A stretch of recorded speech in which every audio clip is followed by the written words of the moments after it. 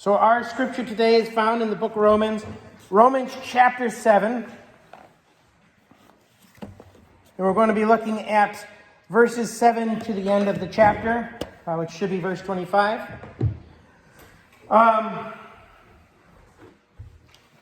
There's a lot in here, and a lot of it really is about a war that we have within ourselves.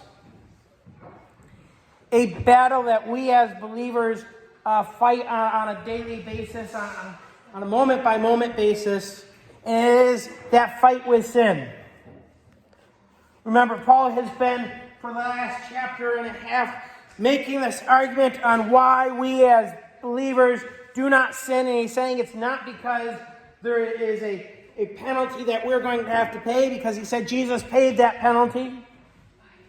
But it's because we love him, and because we don't have to sin, and because we recognize sin as the wrongness that it is, and so we will try and stay away from it, because that is what is right.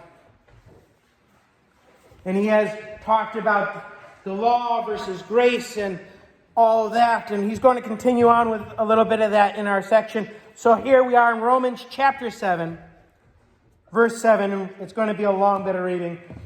So, what shall we say then? Is the law sin? Certainly not. Indeed, I would not have known what sin was, except through the law. For I would not have known what coveting really was, if the law had not said, do not covet. But sin, seizing the opportunity afforded by the commandment, produced in me every kind of covetous desire. For apart from law, sin is dead. Once I was alive apart from law, but when the commandments came, sin sprang to life and I died. I found that the very commandment that was intended to bring life actually brought death. For sin, seizing the opportunity afforded by the commandment, deceived me, and through the commandment put me to death. So then the law is holy, and the commandment is holy, righteous and good. So did that which is good then become death to me? Oh, by no means. But in order that sin might be recognized as sin, it produced death in me. Through what was good, so that through the commandment sin might become utterly sinful. We know that the law is spiritual, but I am unspiritual, sold as a slave to sin. I do not understand what I do, for what I want to do, I do not do, but what I hate, I do. And if I do what I do not want to do, I agree that the law is good. As it is no longer I myself who do it, but it is sin living in me. I know that nothing good lives in me, that is, in my sinful nature or my flesh. For I have the desire to do what is good, but I cannot carry it out. For what I do is not the good I want to do. No, the evil I do, not what I want to do. This I keep on doing. Now, if I do what I do not want to do, it is no longer I who do it, but it is sin living in me that does it. So I find this law at work. When I want to do good, evil is right there with me. For in my inner being, I delight in God's law, but I see another law at work in me. The members of my body waging war against the law of my mind, and making me a prisoner of the law of sin, at work within my members. What a wretched man I am. Who will rescue me from this body of death? Thanks be to God through Jesus Christ our Lord. So then I myself in my mind am a slave to God's law, but in the sinful nature a slave to the law of sin. Right? And I was reading from the NIV. I'm going to tell you I don't like it. And I will explain that in a little bit, but there are some translation issues here that I actually detest. But I want to start out with that first section there where he says, look, I really didn't know what sin was. I was alive before the law came. And the idea is that when the law came, he started to see what sin was. And he started to see what death was. And the reality is that when the law came, he says, look, all sorts of covetous desires came out when I was told not to covet. Because he started to think about it. You know when somebody tells you not to do something? Something inside of you says, oh, don't do this, don't touch us. You know, little kids, my children, don't touch me. You mean don't do this? Don't touch you? Don't, right? Daniel can attest to that. His sisters do it to him all the time. Right? He says, don't touch me. And we say, there's a polite way to say that. He goes, but they're touching me. Like, yeah, stop touching your brother. Right? And they just keep touching him and touching him. And Hannah, when she hears don't touch him, she goes, oh, I should kiss him. Mwah! Right? She finds new ways of touching him because all of a sudden there is a rule, a law, not to touch. And Paul's saying, this is what happens. When we got the law, our fleshly desire said, you know what? Don't do this. Oh, I better try this. I didn't even, you're giving him ideas, right? I didn't even think about that. Oh, all these and so the law kind of wakens in us this realization that there's something wrong, and we want to now experience it. You know, I remember when Daniel first learned that a battery will shock you, because in my house we test 9-volt batteries in my extended family's house. We test 9-volt batteries by sticking them on your tongue, right? And you feel that little tingle, that you get that taste in your mouth. And my wife said, don't do that. And Daniel was like, oh, I got to try that now. He was like Abigail's age when he first did that. I don't think he does it anymore because my wife has said, don't do that enough times. I still do that. 9-volt battery, let me see, is it good? Yeah, it's still good. We can keep going, right? The only time she doesn't let me do that anymore is with the smoke detectors. She says, no, we're just changing them. Okay, but it's still good. So, don't touch it, right? The law came in, and it pointed to him, oh, this is what's wrong, and our flesh says, hey, let's do that.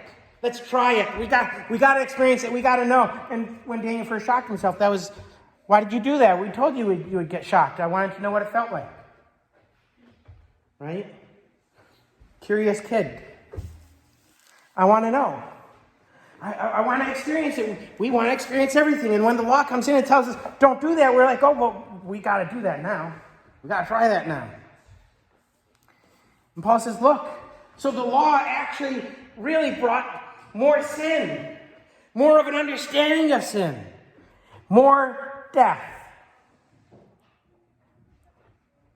So he says, does that make the law bad? No, the law was good. The law was good the whole time. But the way we used the law was bad. And some of us may sit there and go, I'm not that person. I'm not the person who, when I'm told, don't touch that, I touch it. I'm the person who says, if the law says don't touch that, I don't touch that. Right? Well, see, the law brings death in that regard too. We start saying, well, I'm better than that. Paul was that guy. He looked at the law and said, all right, this is what the law says, this is what I will not do. And he created this legal system. He was the Pharisee of the Pharisees, he said. And so the law puffed him up, gave him that pride. Well, I don't do that sort of a thing. And the law brought death in that regard as well. It gave him something to be proud of. And then we come into the next section. It says, but see, the law showed me what was evil. It showed me that I cannot do it. And we get into that confusing bit of that which I would do, I would not do, and that which I would not do, I do, and blah. It's a little, and he repeats it at least 3 times. This struggle. He says, look, I love the law. I want to do what's right. I want to be a good person. I want to be righteous. And I know what's right to do. And I find myself, when it's time to do that which is right, I find myself not doing it. Right? We were talking earlier about sharing the gospel. We know it's right to share the gospel. We know it's right to tell people about Jesus. And yet we find ourselves oftentimes in situations where we go in And we go, I want to tell this person about Jesus. I know that they need to hear it. I know that they want to hear it. I know that they... And then when the conversation's going on, we're like, all right, I'll tell him. I'm going to tell him about Jesus. And the conversation goes on. And then next thing we know, we'll see you later. Bye, have fun. And we go, why didn't I tell him about Jesus? I wanted to tell him about Jesus, but I didn't tell him about Jesus. That which I want to do, I do not do. Right? And we could think of it in the regards of that. We could think of it in very, very carnal ways. I'm a very plump guy. I want to go to the gym. I don't always go to the gym when I want to go to the gym, right? We can recognize it easier in those situations.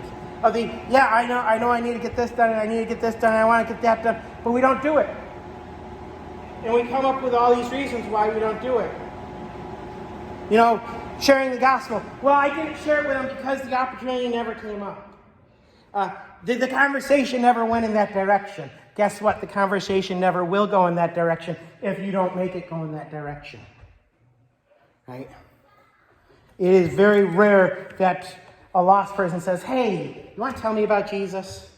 Hey, you want to have this conversation about it? Not unless you've already kind of steered it in that direction. But Paul doesn't just say, look, I don't do the things I don't want to do. He also says, look, I do the things I don't want to do. I do that which I hate, that which I know to be wrong. I'll give you my carnal example. Carnal is easy to understand, right? Walking through the grocery store, I know that I need to lose weight. I know, and yet somehow that Oreo cookie thing got put in my cart. And I will admit, I do the grocery shopping, and I do it alone. So it had to have been this hand or this hand that put that Oreo cookies in my cart. Right? The things we know we shouldn't do, the things we know are wrong, we find ourselves doing. Right? And this is the war, this is the battle that takes place inside of us. There is a wrestling that goes on in the Christian life. I've yet to meet anyone who does not acknowledge that they have sin in their life that they struggle with. I have yet to meet anyone who has not acknowledged that they run into the same issue that Paul's talking about here. We all do it. Now, here comes the caveats, right? You see, some people say, look, everybody sins, so it's okay. I like Anna. Anna's a wonderful person to have sitting in the congregation. When she sings with joy and a big smile on her face. And when she's hearing things and she realizes, no, that's not right, she gets a big, she was back there shaking her head, no, right? It's not okay just because everybody does it. But there are a lot of people out there who say, look, everybody struggles with sin, and so it's okay, and I'm just going to let it go. I'm just going to keep doing it. The reality is that that's not struggling. If you say, all right, I'm giving into it. Me eating the Oreo cookies, that's not dieting.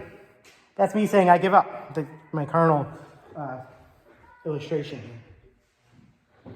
Right? The struggle has to be there. That fight should be there. That wrestling. And the reality is it's uncomfortable. It's not pleasant. We don't like struggling. We would like to just, I give up. I'd rather not fight this. I'd rather just let it be. Let it go. I'd rather not say anything. If I just go to work and keep my head down and my mouth shut, I'll be okay. I can hang out with my friends and never tell them about Jesus and it'll be fine. They'll all like me still. But we're called to have that struggle. We're called to have that desire to tell. We're called to have that desire not to do sin. We are called to have that desire to do what is right. And you know the Bible says, he who knows what is right and does not do it, to him it is sin. Right? So either way, it's sin. And so Paul is saying, look, I have that struggle. I struggle with this. I wrestle with it. And the reality is, it's okay for you to wrestle with it too. As long as you're wrestling with it. As long as you say, look, I know it's wrong. I know gluttony is wrong. I'm wrestling with it. I know I joke about the Oreos. I try to do it in moderation. 1 Oreo a day is not bad, right? It's when you have 3 or 4 and the soda and the crackers and chips and all. I don't eat all that, just to let you know. But we're called to wrestle with it. We're called to look at our sin and say that is wrong. And to have that fight. But the question comes, well, why? Why is it still a problem? Paul has been talking for the last couple of chapters about how we're free from sin. Well, we're free from the death of sin. That is certainly true. But we're also free to see it. We're free to be able to look at it and to recognize it and say, hey, that's sin. You know? We're able to do that. That's part of the freedom. But there's something about us that causes us to wrestle with it, that causes us to still have this fight, to have this battle, to have this war. And this is where I hate the NIV. Okay? The NIV says, well, it's in verse 17, it says, as it is no longer I myself who do it, but it is sin living in me. In verse 18, I know that nothing good lives in me, that is in my sinful nature. I'm going to tell you that the Greek there is the word sarx. Right? Sarx does not mean sinful nature. Sarx means flesh. Sarx means meat. Sarx means the carnality of me. All right? This human physical body has this bent towards sin. All right? And really, if you break down every sin, it comes down to a pleasuring of the physical body. Now, does that mean we should never pleasure our physical body? Oh, no, that's not what it means. Though there is a group of people who took it that way. Who said, look, if it's my flesh that is causing me to have these sinful desires, my flesh that I'm wrestling with, then I better beat my flesh. And they would walk on glass. They would cut themselves to try to punish their flesh so that they would not be fleshly, so that they could be spiritual. Because he even sets it up, you know, we know that the law is spiritual, but I'm unspiritual. No, I'm flesh and bones. Right? And there's something about this flesh and bones. It's not just a sinful nature, but it is our actual bodies. There was a group, when Paul was writing this, called the Gnostics, who said, look, everything material is evil. And so all material things, including this fleshly body, are evil. And that's not what Paul's saying either. He's just saying that our fleshly bodies have this bend. This leaning, this pull. And we have to be willing to say, look, no, we don't need to do that. We don't need to gratify you there. Put down the second donut. You don't need 2 donuts. 1 donut's enough. Once every couple of months, right? It's nice to have the flavor, but you don't need 2 or 3 or 4 or 5 or 6. You get this, right? It's talking about flesh. And you know, it's not just here. It's not just in this passage where we talk about flesh. I have 2 actually in the bulletin for you, and there are a lot more.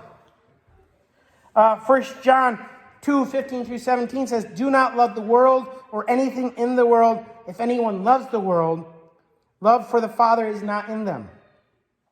For everything in the world, the lust of the flesh, the lust of the eyes, and the pride of life, comes not from the Father, but from the world. The world and its desires pass away, but whoever does the will of God lives forever.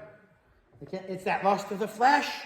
Ephesians 2:3, all of us also lived among them at one time, gratifying the cravings of our flesh and following its desires and thoughts. like the rest. We were by nature deserving of wrath. And so there is this bent in our flesh. All right? It is not our sinful nature, it is our flesh. Okay? And the reason I really hate the term sinful nature here is because I'm a new creation. You're a new creation. When you came to know Christ, you're something new. Your nature is no longer a sinful nature, but it is a heavenly nature. And that is why it wars with the flesh. Because it says, hey, that is wrong. And our body says, yeah, but I want it. That is wrong. Yeah, but I need it. That's the danger with having food being your sin, gluttony, is you actually do need food. I don't need alcohol, I don't need drugs, but I do need to eat. Right? I can make that rationale. Or, hey, I need love. And so some people say, I'm not getting it in my marriage, so I should get it somewhere else. Well, that's your flesh talking. Because your spirit says, no, that is wrong. By the way, I am getting love in my marriage. My wife woke me up this morning with a kiss. Said, I'm leaving. I said, all right. I didn't bother to look at what time it is. Do you know what time they left this morning? 5:59. 5:59, 6 o'clock, right? So, and she woke me up before she left. She said, I'm going to take care of the chickens and this and that. That's how I know she loves me. She actually washed the dishes before she left. She said, I didn't have time to wash the dishes today, so you can take care of them. I said, they'll be there on Thursday. She said, really? You're joking, right? I was joking. I really was joking. She ended up washing the dishes. Like, why did you wash the dishes? I would have cleaned those. It's like, I wasn't sure. She loves me. Right? But we want to give into our flesh. It would be easy for me to say, actually not wash the dishes. I actually was telling her, look, we're going to my parents today. We're going to my friend Jim's tomorrow. That's 2 more days where I just need to find something else. Can I come over on Tuesday? I can find ways of not having to do the dishes. But I would have done them, right? But our flesh says, hey, let's stop. Let's not do that. Let's do this. It's a fleshly desire. It's not a mental. These are issues of the flesh because we are new. We are created in God's image. We are something else. And so Paul says in verse 24, what a wretched man I am. Who will rescue me from this body of death? Thanks be to God through Jesus Christ our Lord. Here's the reality. Our flesh, it pulls against God. It has its own desires and it pulls us towards sin. So that I myself, in my mind, am a slave to God's law, but in the flesh, a slave to the law of sin. Right? And he says, who's going to save me from this flesh? Guess what? God promises that one day we will have new bodies. One day we will have bodies that no longer pull against God. We no longer will have bodies that say, hey, let's go do that thing that we were just told not to do. The war will be over someday. That battle will be fought. We'll be laid to rest. And we'll have new bodies that fit the spirit that God has given us. That newness of spirit, that new life, that love for Him. And so I don't like sin nature. It's my flesh. Let's call it what it is. Let's translate it the way it's supposed to be translated. And let's recognize that sin is bad. Even when, it may feel good. Sin feels good for a season. But sin is bad. And we're called to wrestle against it. To try to stop. You're going to stumble. You're going to fall. Error is human. But that doesn't mean you should stop trying. Because we should love the law of God. We should desire to do what He's called us to do. Will you bow with me in prayer?